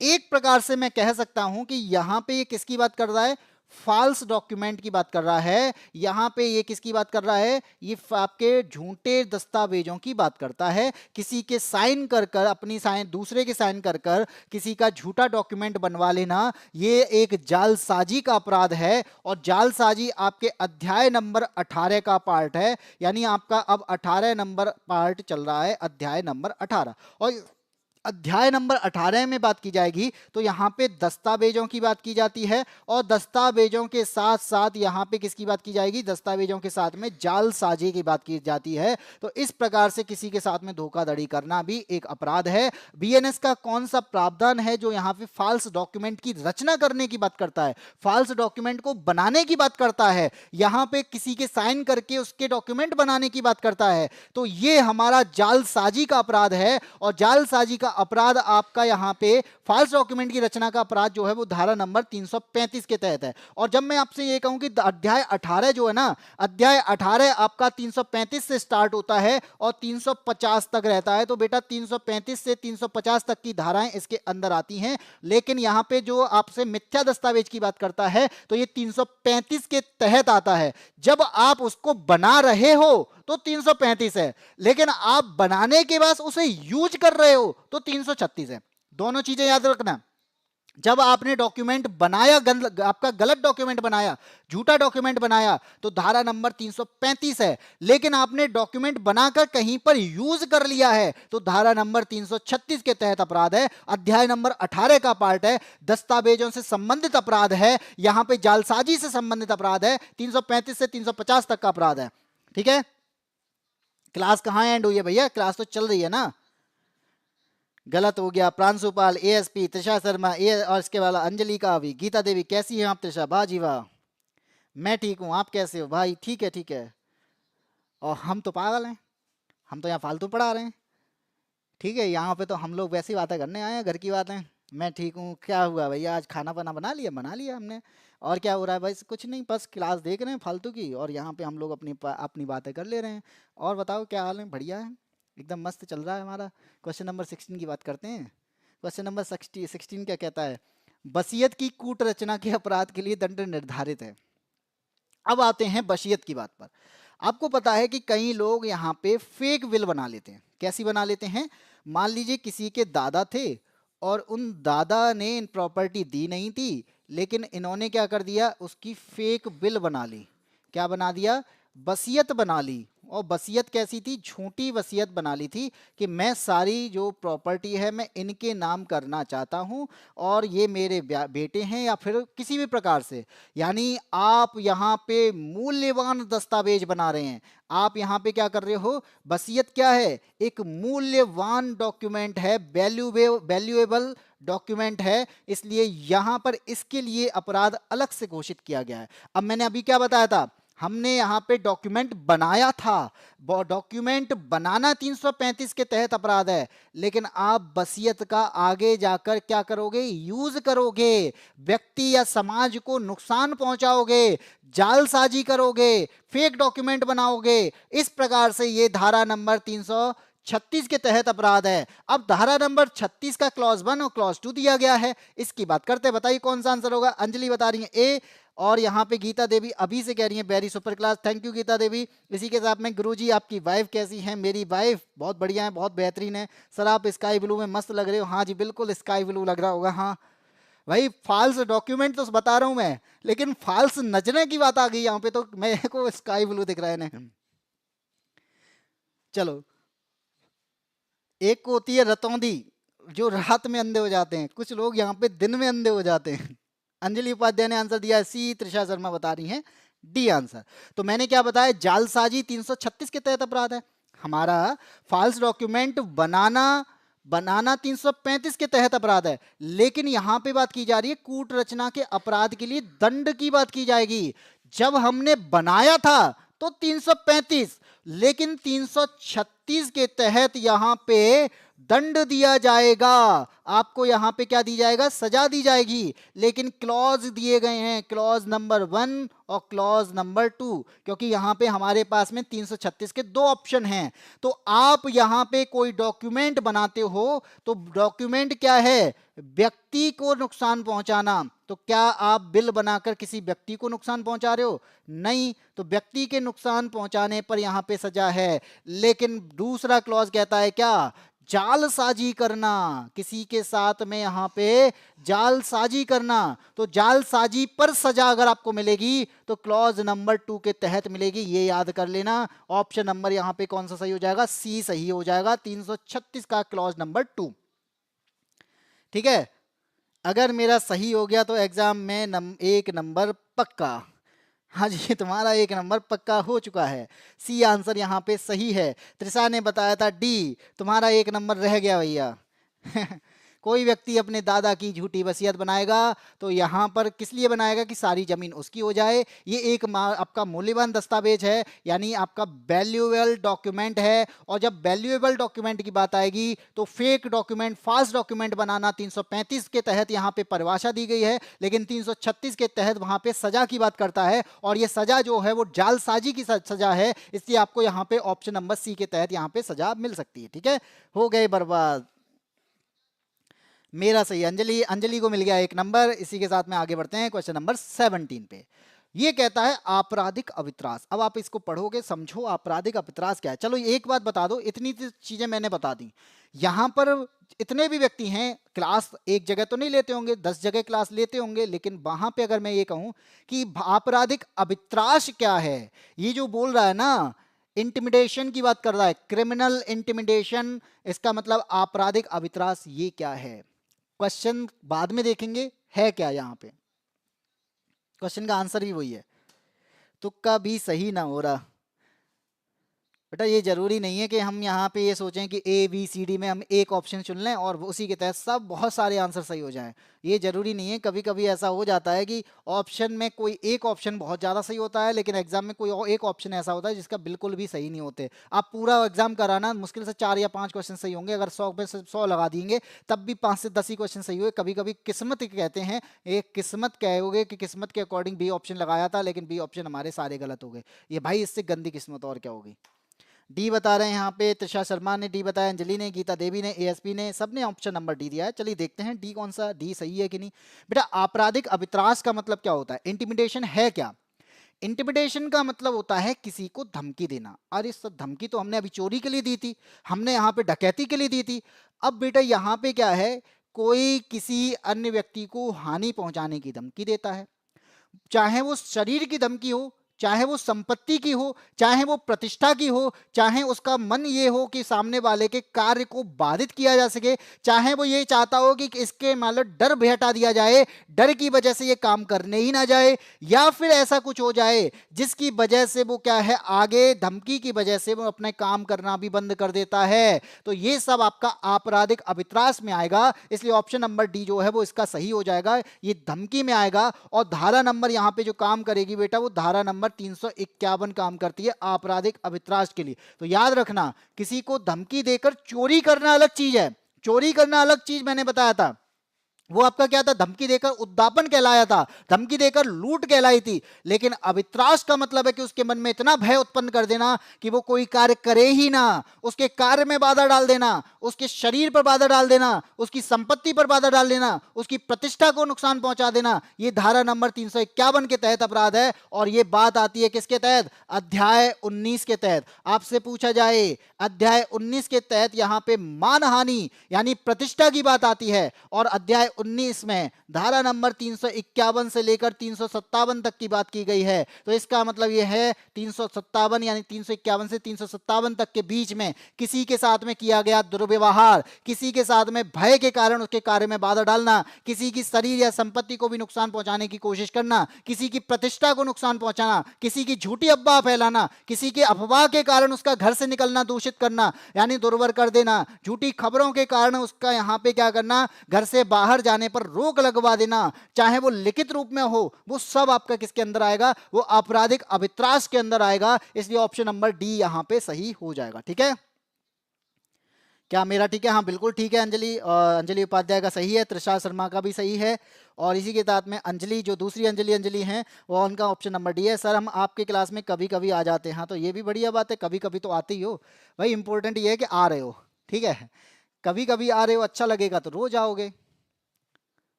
मेरा वाला तो जेल भेज देगा इस हिसाब से, भाई तुम्हारा वाला क्या करता है भाई तुम जानो, मुझे क्या पता तुम्हारा वाला क्या करता है। तुम्हारा वाला भी लेके आ जाया करो यहाँ पे, फिर तुम्हारे वाले के साथ में भी हम बातें करेंगे, उसे भी समझाएंगे बेटा तू कौन सा अपराध कर रहा है, कि तू कौन काट के जाएगा, कौन क्या करेगा, कौन तुम किसकी चोरी कर रहे हो, किसी के दिल की चोरी कर रहे हो। फालतू की बातें करने से बेटर है पढ़ लो। क्वेश्चन नंबर 18 की तरफ जाते हैं कि तुम्हारा वाला और हमारा वाला। अब आते हैं यहाँ पे, कौन सी धारा मानहानि के अपराध को परिभाषित करती है। सर हम जॉब करते हैं, ये बहुत अच्छी बात है भैया, ये भी जॉब के लिए ही पढ़ाई चल रही है, लेकिन ये गवर्नमेंट जॉब के लिए, आप कहीं ना कहीं प्राइवेट जॉब करते होगे, तो मैं तो यही कहूँगा कि आप प्राइवेट जॉब से गवर्नमेंट जॉब की तरफ प्रेफर होना चाहते हैं तो ये क्लास को जॉब छोड़कर ना करें, आप अपनी जॉब करते रहें। शाम को भी आपके पास में टाइम होगा तो, क्योंकि ये क्लास रिकॉर्ड बेस पे रहती है तो रिकॉर्डिंग में भी आप क्लास को देख सकते हैं, ऐसा कुछ नहीं है। लेकिन कभी कभी आप लाइव भी आ रहे हैं, ये हमारे लिए भी बढ़िया बात है, और ये आपके डेडिकेशन की भी बात है, क्योंकि आपका डेडिकेशन है कि किसी क्लास को देखना, और आप इतनी देर तक किसी क्लास को देख रहे हैं अपनी जॉब के टाइम पे, तो मुझे लगता है कि कहीं ना कहीं आपका डेडिकेशन बहुत अच्छा है, आपका पेशेंस लेवल अच्छा है, और आप पढ़ाई करने के लिए आगे बढ़ना चाहते हैं, इसलिए ये कोशिश कर रहे हैं। ठीक है, कौन है मेरा वाला, यही है, लो तुम्हारा वाला यही है, फिर ठीक है। अब सबके माइंड में पता है ना, तुमने एक क्वेश्चन डाल दिया, कौन है वो क्या कहते नहीं, कट जब क्वेश्चन डाला था कि कटप्पा ने बाहुबली को क्यों मारा था, इस वजह से सेकंड पार्ट ज्यादा चल गया था, लेकिन अब तुमने यहाँ पे डाल दिया, सब लोगों के माइंड में यही चल रहा है, कौन है वो, कौन है। लगे रहो अब, कोई तो मन ही मन में कह रहा होगा कहीं वो मैं तो नहीं। क्वेश्चन नंबर आ जाओ 18 पे। कौन सी धारा मानहानि के अपराध को परिभाषित करती है। मानहानि क्या है, मानहानि का मतलब है कि मैंने ना किसी व्यक्ति के खिलाफ झूठी अफवाह फैला दी, जैसे त्रिशा ने अभी कह दिया है कि मेरा वाला यही है, तो किसी व्यक्ति के खिलाफ क्या है, एक झूठी अफवाह फैला दी है इसने, झूठी खबरें फैला दी हैं, तो न्यूज डाल दी है पूरी में, अब लगे पड़े हैं सब अपने। ठीक है, अच्छा मैं ही हूँ, बहुत बढ़िया। ये तो झूठा है। तो झूठी अफवाह फैलाना, झूठी खबरें फैलाकर किसी व्यक्ति की प्रतिष्ठा को ठेस पहुंचाना, किसी के मान सम्मान को ठेस पहुंचाना, चाहे वो किसी भी रूप में हो। किसी भी रूप में का मतलब आपने लिखित रूप से भी अगर किसी के यहाँ पे मान या प्रतिष्ठा को नुकसान पहुंचाया है, लिखित रूप में पहुंचा दिया। आपने ना कोई चित्र बना दिया, उसकी वजह से उसे ठेस लग गई। आपने कोई कार्टून बनाया था ना, उस कार्टून की वजह से उसे ठेस लग गई। अगर यहाँ पे मैंने कहा कि उसने ना अपमानजनक बोल दिया था, क्या किया, अपमानजनक बोल दिया था, इसलिए यहां पर क्या हो गया, उसको मान प्रतिष्ठा को ठेस लगी। अपमानजनक का मतलब है कि सामने वाले को आपने गाली भी दे दी, ये भी तो एक अपमान करना ही है, तो ये मान हानि के कारण है सर। ठीक है, तो आप यहां पे क्या कह पाएंगे कि हमारे पास में एक धारा है जिसका नाम है 356। तो धारा नंबर 356 के तहत मान हानि अगर किसी के खिलाफ में झूठी फैलाते हो तो आप पर मानहानि का यहाँ पे अपराध घोषित कर दिया जाएगा। और यहाँ पे बोला गया है कि सर हमने ग्रुप डी का फॉर्म डाला है, और सर बाईएससी ऐप पर लाइव बैच कैसे मिलेगा, ज्वाइन कर लिया है। बेटा बाईएससी ऐप को ज्वाइन, जैसे ही आप बाईएससी ऐप डाउनलोड करते हो तो डाउनलोड करने के बाद में जैसे ही आप लॉगिन करोगे तो लॉगिन करने के बाद में अगर आपने कोई बैच खरीद लिया है, और खरीदना तो मैं समझता हूं कि अगर 99 रुपए में खरीद लिया है, और 99 रुपए मुझे नहीं लगता कि इतना बड़ा प्राइस है भाई। अगर आप दिन में बाहर निकल जाते हो ना नॉर्मल घूमने, तब आपके 50 से 100 रुपए खर्च हो जाते हैं एक दिन में, और ये 99 रुपए में आपको लगभग 2 साल की वैलिडिटी के साथ में कोर्स दिया जा रहा है। तो मुझे लगता है कि नॉर्मल रूप में खर्च करने से बेटर है कि अपनी पढ़ाई के लिए खर्च कर लिया जाए।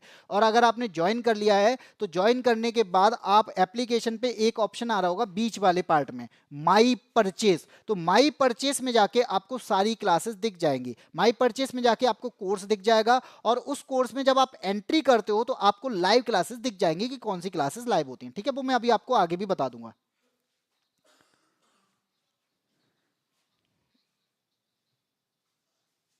चलो आगे बढ़ते हैं, क्वेश्चन नंबर आता है 19। मानहानि हो सकती है। अब मानहानि किससे हो सकती है भैया, जीवित व्यक्ति को हो सकती है, क्या जीवित और मृत व्यक्ति दोनों को हो सकती है, क्या किसी व्यक्ति को, किसी कंपनी को, संघ को, या व्यक्ति के समूह को हो सकती है, या फिर लास्ट ऑप्शन कहता है कि नहीं भाई बी और सी दोनों में से कोई भी ऑप्शन हो सकता है, हमारे अकॉर्डिंग दोनों सही है। तो बताओ कौन सा हो सकता है।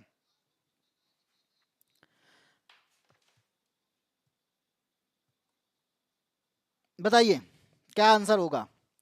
मैंने क्या बताया था कि मानहानि का मतलब है कि किसी के खिलाफ झूठी अफवाह फैलाना, किसी के खिलाफ झूठी खबरें फैलाना, किसी की व्यक्ति की प्रतिष्ठा को ठेस पहुंचाना, किसी के व्यक्ति के मान को, सम्मान को ठेस पहुंचाना, लिखित रूप में पहुंचाना, चित्र के रूप में पहुंचाना, कार्टून के रूप में पहुंचाना, अपमानजनक बोल देना, गाली दे देना, सामने वाले को उल्टा बोलना, ये सब मानहानि है। लेकिन किसे भाई, यहाँ पे आप किसी जीवित व्यक्ति को तो दोगे ही दोगे भाई, नॉर्मल आप ये तो सभी जानते हैं कि जीवित व्यक्ति को तो दिया ही जाएगा। जीवित व्यक्ति में कोई व्यक्ति भी हो सकता है। आप अगर किसी कंपनी के बारे में भला बुरा सोचते हो, कंपनी के बारे में कुछ उल्टा बोलते हो, कंपनी के बारे में बुरा बोल के आते हो, तो ये भी एक आपका क्या है, प्रतिष्ठा का सम्मान हो जाएगा। आप यहाँ पे इसका मतलब है कि संघ हो या समूह हो, व्यक्ति हो, कंपनी हो, यहाँ पर ये बातें सही हैं। यहाँ पर केवल जीवित व्यक्ति हो सकता है, ये गलत हो जाएगा। क्यों, यहाँ पर मृत व्यक्ति भी हो सकता है। अब आपके माइंड में आ गया सर मरे हुए व्यक्ति के बारे में कैसे हो सकता है। मरे हुए व्यक्ति के बारे में बोलना कि बेटा तेरा पूरा खानदान, खानदान का मतलब है परिवार या वंशजों की बात कर देना, परिवार को नुकसान पहुंचाने की बात करना, वंशजों के बारे में अपमानजनक बोल देना, आपके पुरखों के बारे में भी कोई उल्टा बोलता है तब भी आप मानहानि का मुकदमा कर सकते हो। और यहां पर आपका कौन सा ऑप्शन सही हो जाएगा, ऑप्शन नंबर डी सही हो जाएगा। ठीक है, और डी आंसर बताया है किसने, अंजलि ने सी बताया था। अंजलि बेटा गलत है, त्रिशा शर्मा का डी आंसर है। सुमित गुर्जर कहते हैं हाय अंजलि, और सुमित गुर्जर तुम इतने लास्ट आए हो कि अब हमें हाय की जगह पे बाय बोलना पड़ेगा। ठीक है, और सबका आंसर आ चुका है। अंजलि फिर कह रही है सॉरी डी, अंजलि दूसरी वाली अंजलि का आंसर सी है भाई। कितनी अंजलि है हमारे यहाँ पे, 19 का डी आंसर है त्रिशा शर्मा। हाँ जी, बिल्कुल तुम्हारा सही हो गया है। और इसी के साथ में यहाँ पे मैंने यहाँ पे आपको पूरी तरीके से BNS कंप्लीट करा दिया है। अब आप यहाँ पे याद रखना कि आपने 8 क्लास में, मेरी ये 8 क्लास में BNS चैप्टर वाइज कंप्लीट हुआ है। ये जो मैंने कराया है ना, चैप्टर नंबर 1 से लेकर 20 तक मैंने यहाँ पे कंप्लीट करा दिया है। धारा नंबर 1 से लेकर 358 तक कंप्लीट करा दिया है। तो इस प्रकार से चाहते हैं कि आपको कोई ऐसी सीरीज मिल जाए जिसमें चैप्टर वाइज BNS के बारे में बताया गया हो, तो मैं कहता हूं कि ये क्लास आपके लिए इंपॉर्टेंट है, ये प्लेलिस्ट आपके लिए इंपॉर्टेंट है। आप धारा नंबर 1 से लेकर धारा नंबर 358 तक मेरे साथ में इन 8 क्लासेस में पढ़ सकते हैं। 301 चैप्टर से लेकर चैप्टर नंबर 20 तक आप इस क्लास में मेरे साथ में पढ़ सकते हैं। और अगर आपने नहीं देखी है तो अब देख सकते हैं। बाकी के अब मैं आपको कुछ 1-2 दिन मिक्स क्वेश्चन कराऊंगा, और यहाँ पे कौन कौन सी चीजें नई जुड़ी हैं उनको मैं आपको एक एक्स्ट्रा क्लास में बता दूंगा, जिससे आपका ये चैप्टर कंप्लीट हो जाएगा। फिर हम BNSS पर पहुंचेंगे, फिर BNSS को कंप्लीट करेंगे, ठीक है। और यह क्लास आपको कैसी लगी जरूर बताइएगा। और यहाँ पे प्रशांत कुमार कह रहे हैं कि भाई पहचाना कि नहीं पहचाना, भाई तुम कौन ये तो बता दो। थैंक यू जी।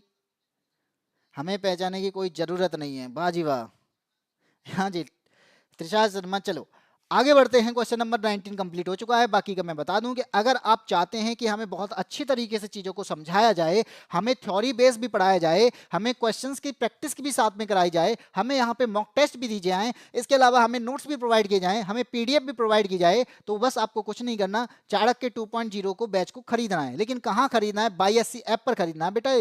और ये खरीदने के लिए आपको कितना पैसा खर्च करना पड़ेगा? यहाँ पे केवल 99 खर्च करना पड़ेगा बेटा। मोमोज की प्लेट 100 रुपए की आती है, 120 रुपए की, 100 तो मैंने कम बता दी, 120 रुपए की फुल प्लेट आती है। ये 99 रुपए में आपको कम से कम 2 साल के लिए रहने वाला है। तो मैं चाहता हूं 2 साल के लिए कोशिश ना करें, कोशिश करना इस बार ही हमारा वहां पे पास हो जाए। और इसी के लिए मैं बोलता हूं कि कहां जाकर खरीदना है, तो BYSC ऐप पर जाकर आप खरीद सकते हैं, रजिस्टर और लॉगिन कर सकते हैं। जैसे ही आप इस पर लॉगिन कर सकते हैं तो आप यहाँ पे हमारा यहाँ पे फ्रंट पेज देखेंगे, और इस फ्रंट पेज में आपको ये फ्रंट के पेज पे दिख जाएगा कौन कौन से कोर्सेज हैं। बाकी का कोई भी कोर्स खरीदना चाहते हैं तो पेड कोर्सेज में जाकर देख सकते हैं।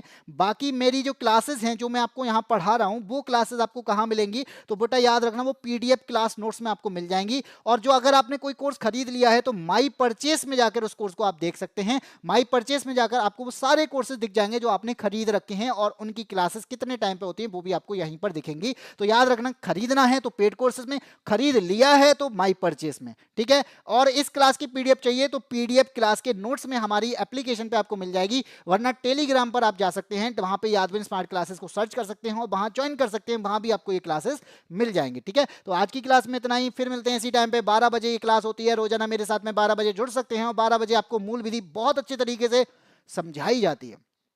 कानून की समझ को यहाँ पे परखना है, कानून की समझ को जानना है, और आपको किस प्रकार के क्वेश्चंस पूछे जाते हैं ये देखना है, तो आप मेरे इस 12 बजे की क्लास में जुड़ सकते हैं। रोजाना आप इसी टाइम पे मेरे साथ में जुड़ते रहेंगे। तब तक के लिए जय हिंद, जय भारत।